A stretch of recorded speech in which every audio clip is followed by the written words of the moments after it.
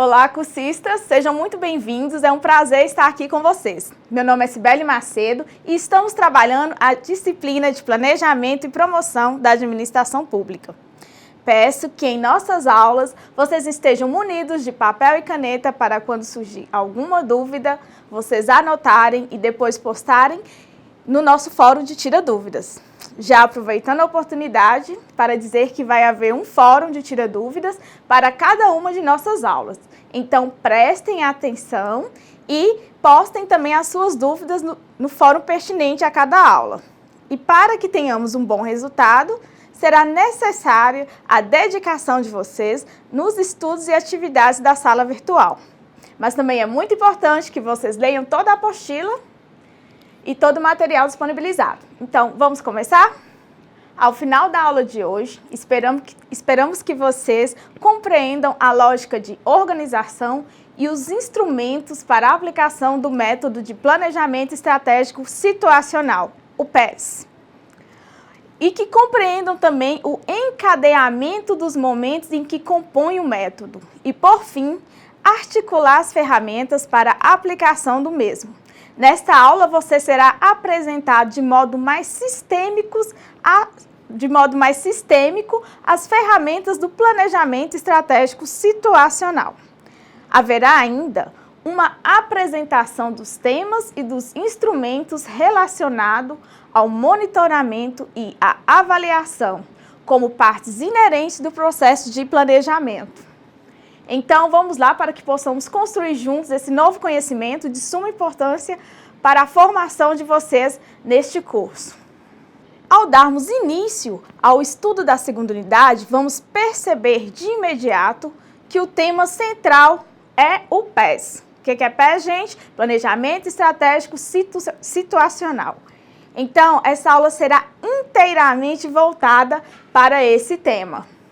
O método PES não pode ser entendido como um mero conjunto de técnicas logicamente encadeadas. As ferramentas e técnicas utilizadas estão a serviço de uma concepção metodológica determinada. O que isso quer dizer?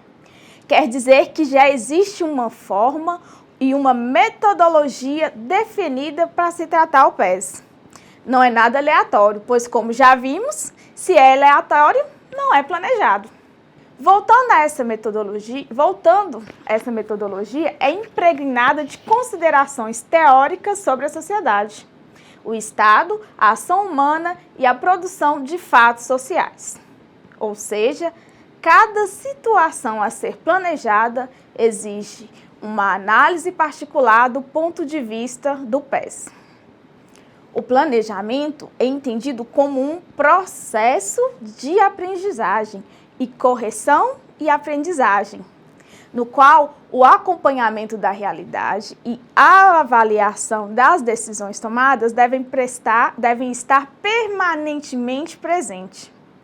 Neste sentido, o PES só pode ser entendido se considerarmos seus 4 aspectos. O momento explicativo, o momento normativo, o momento estratégico e o tático operacional. Esses momentos são dinâmicos e se repetem constantemente, embora mudem de conteúdo, contexto, lugar e tempo. Assim, não podem ser vistos como etapas ordenadas sequencialmente de forma evolutiva, mas como um processo interativo e recorrente. Os 4 momentos do PES são um constante fazer, uma permanente aprendizagem e uma ação persistente no cotidiano. Nenhum momento começa ou termina em um tempo preciso, nem encerra com um processo encadeado. A passagem do processo de planejamento por um momento determinado é apenas um domínio transitório desse momento sobre os outros, que estão sempre presentes. Esses momentos são dinâmicos e se repetem constantemente. Embora mudem de conteúdo, contexto, lugar e tempo, assim não podem ser vistos como etapas ordenadas sequencialmente e de forma evolutiva, mas como um processo interativo e recorrente. Os 4 momentos do PES são um constante fazer, uma permanente aprendizagem e uma ação persistente no cotidiano. Nenhum momento começa ou termina em um tempo preciso, nem encerra um processo encadeado. A passagem do processo de planejamento por um momento determinado é apenas o domínio transitório desse momento sobre os outros, que estão sempre presentes, conforme mostra a figura 1 do slide. E nessa figura, o que a gente vai poder perceber? Que há um grande fluxo de relação entre as etapas e que tudo acontece de forma simultânea e não dá para falar em etapas específicas, porque tudo vai acontecer simultaneamente. Agora, vamos falar do momento explicativo. Antes que se inicie e ataque a um problema, é necessário explicar a realidade. Mas é possível explicar essa realidade? Ou ainda, há uma única ou melhor explicação da realidade? Os planejamentos normativos tradicionais sempre iniciam com um diagnóstico, um levantamento supostamente objetivo dos fatos. No entanto, trata-se de uma mera descrição da aparência dos fenômenos, que não explica suas causas. Esse é certamente um ponto fraco desse método. Como é possível mudar a realidade atuando apenas sobre sua aparência, sem alterar as causas que geram os problemas que se pretendem enfrentar? Em uma primeira e rápida passada de olhos, o momento explicativo do PES poderia ser confundido com o diagnóstico do planejamento tradicional. No entanto, há uma profunda diferença entre ambos, como vamos ver a seguir. Antes de explicar os problemas, é preciso selecionar quais serão enfrentados. A seleção dos problemas entre os muitos problemas existentes, é necessário priorizar quais serão atacados primeiramente, em detrimento dos demais. Entre os muitos problemas existentes, é necessário priorizar quais serão atacados, primeiramente, em detrimento dos demais. A escolha do problema a ser enfrentado envolve, basicamente, 3 critérios. O valor dos problemas para os atores sociais envolvidos, ou seja, para a cúpula diretiva de sua organização, para quais as forças sociais que o apoiam e para a população que representa. O outro, a eficiência, eficácia e a efetividade, que é a relação entre a execução de um plano, seus impactos e os seus resultados. Isso quer dizer o quê? Se o plano teve sucesso ou se o plano teve fracasso. Como que o problema pode ser enfrentado? E outra, a possibilidade e a oportunidade de enfrentá-los com êxito. O problema pode ser definido como uma realidade insatisfatória e superável, que permite uma troca favorável com outra realidade, a partir da utilização de determinados meios e recursos. Cabe aos atores sociais delimitar as fronteiras do problema que qualificam como problema, sendo que o espaço circunscrito por essa fronteira definido como espaço direcional de admissão de problemas. E esse espaço direcional deve ser coerente com o mapa valorativo de problemas, ao qual se baseia nas ideologias, doutrinas e preconceitos e valores e teorias que os atores acumularam ao longo de suas práticas sociais. Para que um problema se constitua como tal, é preciso que ele seja declarado como um problema. E declarar o problema expressando-o precisamente através da linguagem é o que transforma em um aspecto da realidade em algo que demanda modificações e busca de soluções. Declarar o problema é também a única forma de compartilhá-lo com outros atores sociais, seja para a cooperação ou para o conflito. Imaginemos que o mapa valorativo de problemas seja definível por níveis diferentes de valoração, que variam desde o nível mais alto, que pode ser interpretado como sim, este é um problema, até o nível mais baixo, que corresponde ao não, com certeza não é um problema. E entre esses dois se encontrariam múltiplas possibilidades afirmativas e negativas de valoração, em uma escala decrescente de pontuação. Assim, o espaço direcional da admissão de problemas abarcaria desde o nível mais alto, sim, este é um problema, até o nível intermediário de limites difusos, né? Que seria próximo à afirmação, sim, pode ser um problema. Certamente, esse limite difuso, permeado por dúvidas, é um espaço de reconhecimento de si mesmo e dos outros, correspondendo a um processo de negociação entre os diferentes atores. Feita a seleção dos problemas a serem enfrentados, o momento explicativo busca elucidar a realidade, delinear os objetivos, fazer o cálculo estratégico, né, e avaliar o que foi feito até aquele momento. Portanto, é inseparável dos outros três momentos, pois o mesmo, né, tem em si também uma dimensão da explicação da realidade. Além disso, o momento explicativo não cessa nunca, pois a realidade muda constantemente. Assim, a explicação situacional também muda em um processo interativo com os demais momentos. A explicação situacional, esse conceito, gente, vai se referir à explicação que cada ator tem de uma realidade, que não é necessariamente igual às explicações dos outros atores que existem e interferem nessa realidade. É necessário, pois, definir e especificar qual a explicação dos outros, entendendo que essa explicação dos outros também é parte da realidade. Cada observador explicador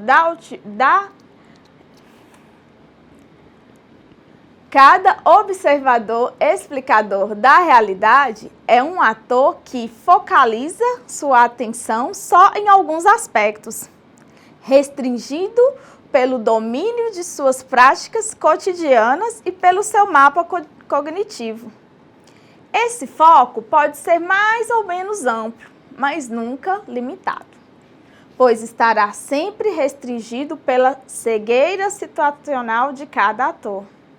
Assim, ao explicar, é necessário lembrar sempre que essa explicação é uma versão particular da realidade, mas nunca a única versão. Tudo que é explicado por alguém a partir de uma posição de observação e com um propósito, por isso a explicação é situacional.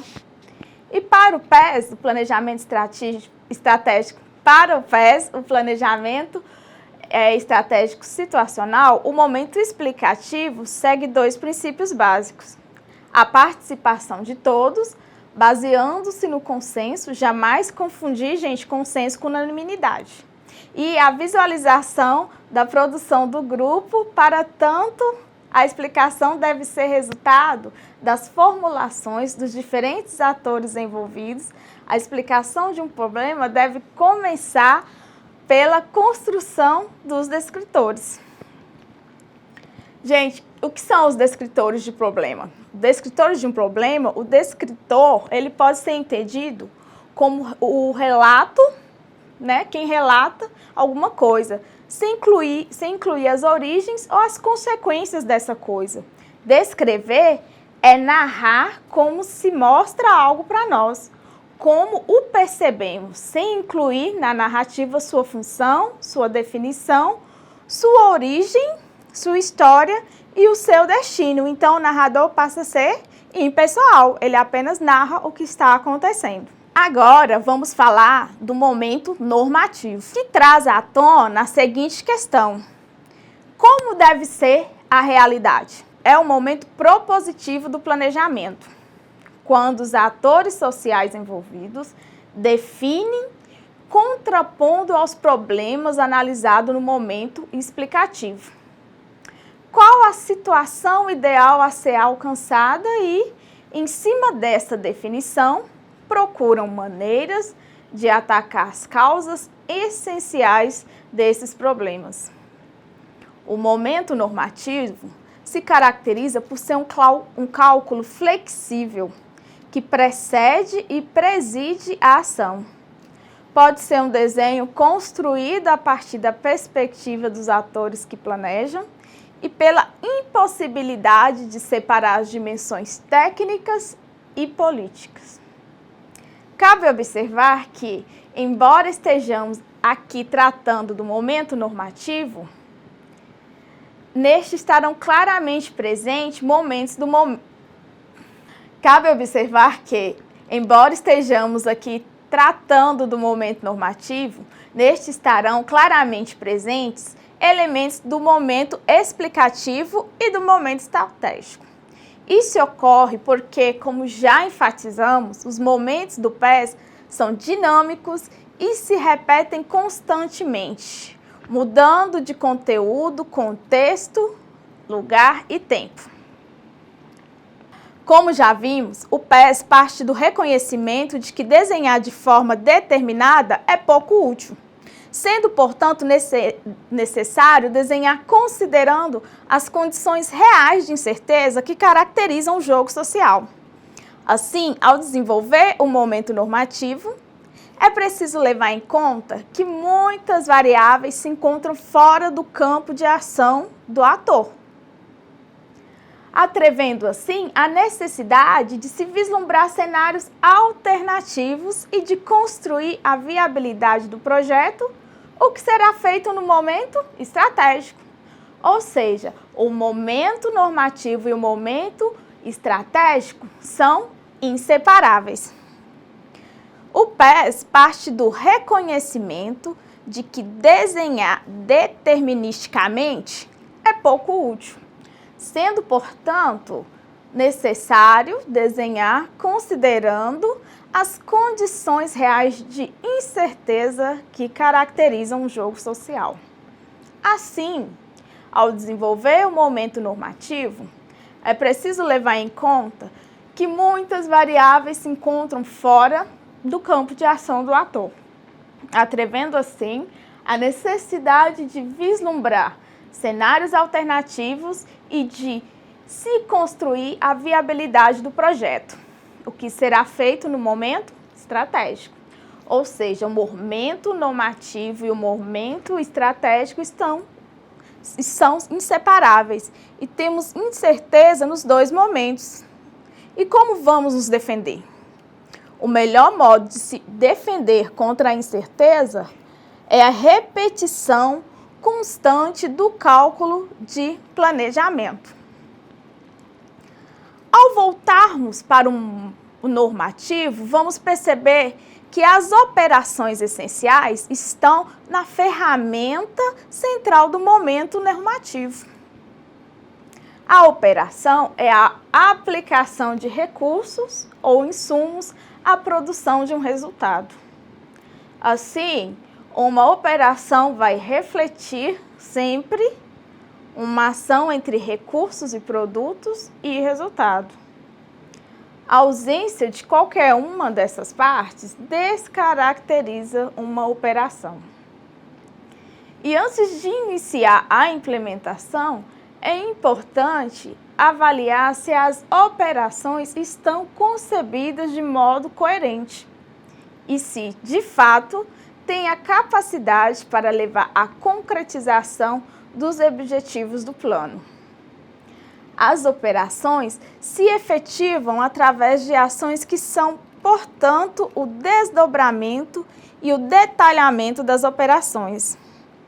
A definição de operação e ações devem levar a uma conta sempre a viabilidade técnica, deve levar sempre em conta a viabilidade técnica e política delas, bem como guardar coerência entre os meios, fins e a imagem do futuro, né, que quer ser declarado. Vamos falar agora do momento estratégico, que é a instância de articulação entre o deve ser, né, que é o desejo, e o pode ser.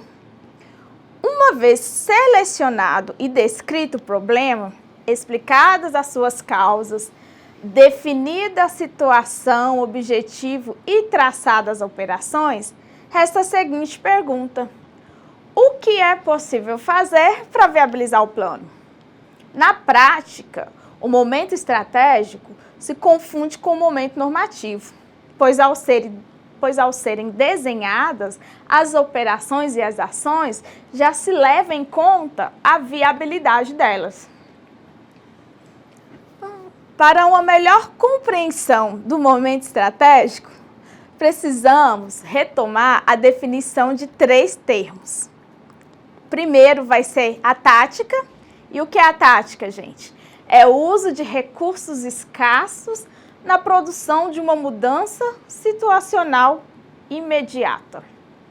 Estratégia, que é o uso de uma mudança situacional imediata, visando a situação objetivo do plano.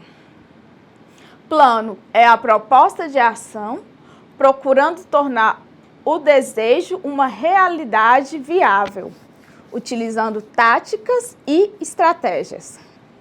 Embora seja inconcebível imaginar uma cartilha com receitas de estratégias, alguns princípios básicos podem ser definidos, que são os que eu vou listar agora para vocês. Primeiro, apreciação eficaz da situação. Verificar a formulação do problema, apreciando a situação desde a perspectiva de todos os atores relevantes. Segundo, adequação da relação, recursos e objetivos. Propor objetivos ao alcance da capacidade de criação de recursos, evitando aventuras desnecessárias. Terceiro, concentração e continuidade estratégica. Evitar a distração tática, concentrando-se no que é mais importante, o objetivo. Quarto, rodeio tático. Pensar com a cabeça e empurrar com o coração. Lembrando que não há limite entre a situação inicial e a situação objetivo. Por outro lado, não podemos confundir o tático com a negociação do doutrinário. Quinto, economia de recursos. Escolher a estratégia de menor esforço, consistente com o objetivo, fazendo uso racional dos recursos disponíveis para não abusar do poder e não ganhar oponentes desnecessariamente. Sexto, conhecimento e valoração do outro. Conhecer a realidade é, em grande parte, conhecer o outro e valorar seus recursos. O sétimo, valorização multitemporal e multidimensional de consequências. Valorizar as consequências da estratégia no tempo e nos distintos âmbitos do sistema social, por mais que os recursos sejam abundantes. Oitavo, encadeamento das estratégias. E o resultado final de uma estratégia é a situação da estratégia seguinte. Nono, evitar o pior é a primeira prioridade. Impedir que o imobilismo ou o que é empreendimento de uma estratégia leve a uma situação pior do que a atual. E o 10º e último é evitar as certezas e as predições. Pensar em várias possibilidades para reagir com velocidade diante das surpresas, preparando planos de contingência. 3 momentos são relevantes no momento estratégico: a análise de cenário, a análise dos outros atores e a análise de viabilidade do plano. Agora vamos falar da análise de cenários. Analisar cenários significa levantar com cuidado, dentro do prazo do plano, quais as principais condições. E essas condições podem ser cenários políticos, econômicos, sociais, sindicais, enfim, de tudo que está envolvido o plano, que é o que pode interferir na condução do projeto, mesmo estando fora de controle do ator. Assim, a análise de cenário objetiva descortinar circunstâncias que podem impedir, alterar ou alavancar a ação planejada. O que é descortinar, gente? É colocar a amostra, é mostrar essas circunstâncias. O desenho de cenário é importante para a avaliação da vulnerabilidade do plano e para a elaboração de planos de contingência para suas situações de risco. Sua precisão depende fundamentalmente da qualidade das informações disponíveis. A análise de cenário é, de certa maneira, uma aposta nos acontecimentos futuros. Essa avaliação deve levar em conta o nível local, o nível regional e o nível nacional. Em linhas gerais, o cenário pode ser desenhado, como um possível cenário otimista, um cenário provável, um cenário pessimista e um cenário surpresa, que não é possível definir. E cabe observar que na maioria, das chamadas surpresas são, na verdade, situações previsíveis, habitualmente desconsideradas em função de uma pequena probabilidade de ocorrerem. Então, essa listagem das surpresas permite uma reação mais ágil e veloz frente à sua ocorrência. Com o desenvolvimento do plano de contingências para elas, quando nos referimos aos atores sociais, percebemos que para agir não basta ter motivação, não basta ter intenção. E o que é intenção, gente? É a força de um ator que respalda suas motivações e sustenta suas intenções. Assim, a força de um ator é sua capacidade de produção. É o que lhe permite realizar ações não necessariamente vitoriosas, em uma interação conflitante ou cooperativa. O poder de um ator, por sua vez, reside na posse de meios e características pessoais que lhe permitam uma capacidade de produção de eventos, ou seja, um ator tem o poder de possuir a capacidade de fazer as coisas acontecerem, identificando-se poder com a capacidade de produzir resultados intencionais. Os recursos de poder se transformam em forças a partir das motivações dos atores. Agora vamos falar do momento tático operacional. Os 3 primeiros momentos do PES, planejamento explicativo situacional, que é o momento explicativo, o momento normativo e o momento estratégico, correspondem a cálculos, simulações e desenhos que, em conjunto, analisam a situação existente e projetam uma nova situação. O momento tático operacional transforma todas essas análises em uma ação mais concreta. Alunos, até aqui foi explicado o problema, avaliadas as suas causas e consequências e traçados os objetivos.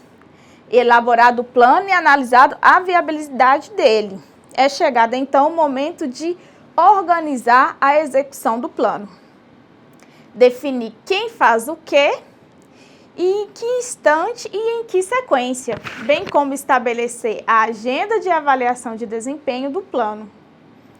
Organizar a execução do plano envolve necessariamente movimentos na dinâmica de poder de grupo. Aqui é importante considerar o sistema de gestão da organização e analisar até que ponto ele é capaz de sustentar o plano e executar as estratégias propostas. É necessário também reavaliar criticamente o processo interno de tomada de decisões e o sistema de informação e de suporte à direção. O momento tático operacional deve ratificar a ruptura inerente ao planejamento estratégico situacional entre o conhecer e o agir, entre mãos e mente. Embora não seja possível estabelecer um modelo ideal de organização de um plano, esta exigirá superação de posturas centralizadoras e arbitrárias. Por outro lado, a indefinição quanto responsabilidade e prazos para as ações também deverá ser evitada, pois poderá comprometer o sucesso de todo o trabalho desenvolvido. As proposições do momento tático operacional compreendem, assim, uma programação antecipada e coletiva que defina coordenadores e responsáveis pelas diferentes ações, o prazo dessas ações e o processo de avaliação de desempenho de cada uma delas também. Resumindo, podemos afirmar que o andamento do plano depende das seguintes condições mínimas: definir o responsável e o apoio para cada operação, ter coordenação permanente do plano, garantir avaliações periódicas e assegurar agilidade no contingenciamento de situações que estejam fora do plano. Agora vamos falar do monitoramento do plano. É importante que cada grupo de trabalho, que no caso vai ser responsável, mas os apoiadores de cada operação, bem como também os responsáveis, mais os coordenadores, formulem detalhadamente o plano de trabalho, definindo uma agenda para a execução das ações. Além disso, faz-se necessário a avaliação periódica do plano.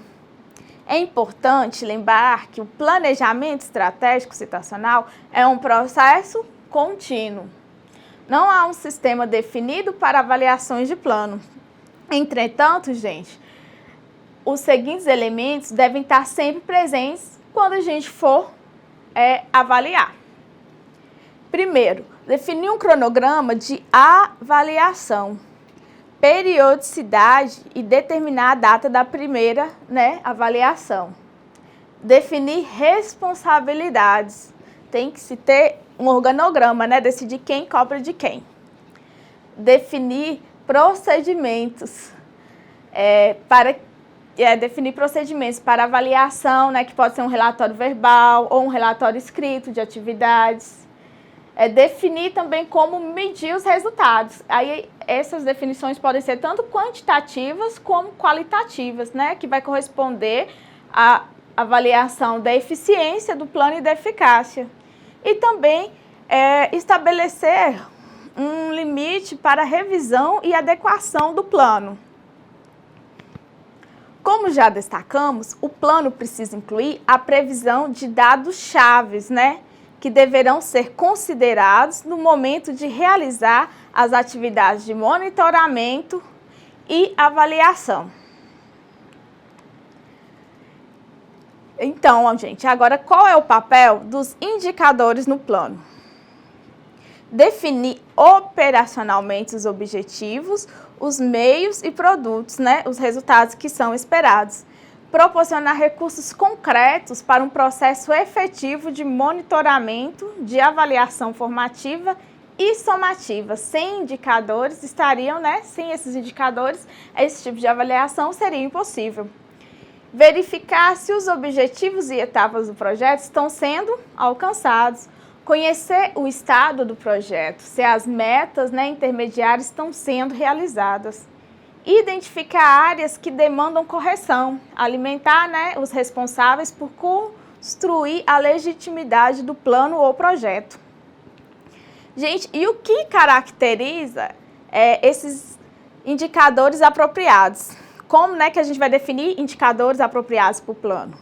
Os indicadores devem ter sido construídos como parte do plano. É preciso separar indicadores de produtos e indicadores de resultado.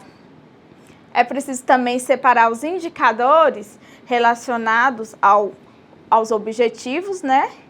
E também os indicadores relacionados aos meios e às etapas intermediárias. Gente, quais são os passos para formular esses indicadores? Eu vou descrever aqui agora alguns para vocês. Partir primeiro de um objetivo, né, específico. Por exemplo, pequenos agricultores melhoram o rendimento da lavoura. Aí o que a gente vai analisar? A quantidade, né, de pequenos agricultores que aumentam o rendimento de arroz em uma certa porcentagem. Quando a gente vai analisar a qualidade, a gente vai ver a quantidade de pequenos agricultores que aumentam o rendimento de arroz em uma certa porcentagem, preservando a mesma qualidade de grão da colheita, né, e do mesmo ano. Tempo, como que a gente vai analisar o tempo? Pequenos, né, agricultores aumentam o rendimento de arroz em uma certa porcentagem entre, por exemplo, outubro do ano 1 e outubro do ano 3. E isso aí, gente, a gente vai sempre considerar a mesma base de análise, viu? Ou seja, é preciso especificar em termos de quantidade, especificar em termos de qualidade e especificar em termos de tempo. Identificar para quem e onde estabelecer metas, né, intermediárias, que no exemplo, né, que a gente viu que pode ser temporal, pode ser relacionado a momentos de colheita, pode ser partindo do momento inicial. Então, a análise desses indicadores, ela pode ser feita por cada projeto que se for analisado, por cada plano, enfim. Resumindo, podemos afirmar que o andamento do plano depende das seguintes condições mínimas: definir o responsável e os apoios para cada, né, operação, ter coordenação permanente do plano, garantir avaliações periódicas e assegurar agilidade no contingenciamento de ações. Nessa aula, foram feitas as apresentações e o detalhamento da operacionalização do método PES, né? Planejamento Estratégico Situacional, enfatizando sempre a conexão e a interconexão entre seus momentos. Foi feito também um detalhamento, né, de cada um dos momentos, relatando tanto o como fazer quanto os princípios e os aspectos teóricos conceituais que orientam esse fazer. E com isso, encerramos os assuntos da nossa segunda videoaula. Eu espero que vocês tenham absorvido, gostado e que tenham absorvido ao menos um pouco, né, do que vimos aqui hoje. Lembrem-se de acessar a sala virtual, participar do fórum, postar suas dúvidas e não se esqueçam dos estudos da apostila. Por enquanto é só, bons estudos e até a próxima aula.